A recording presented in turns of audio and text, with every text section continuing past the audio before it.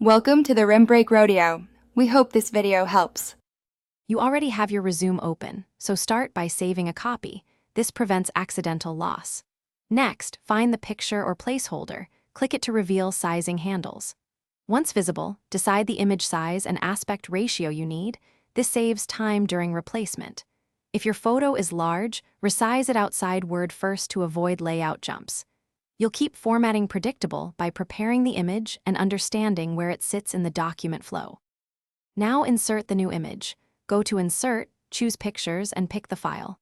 Once added, change wrap text to square or tight so you can move the photo precisely without breaking paragraphs.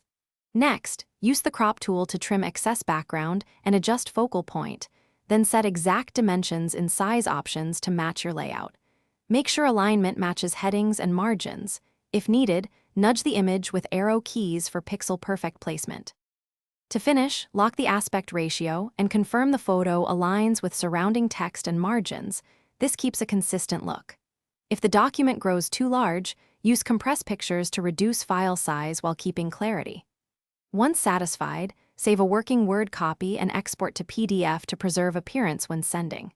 If the image shifts or disappears, check wrap text settings and that the image is embedded, not linked. Reinsert as embedded if. Thanks for watching. Consider subscribing if we helped you.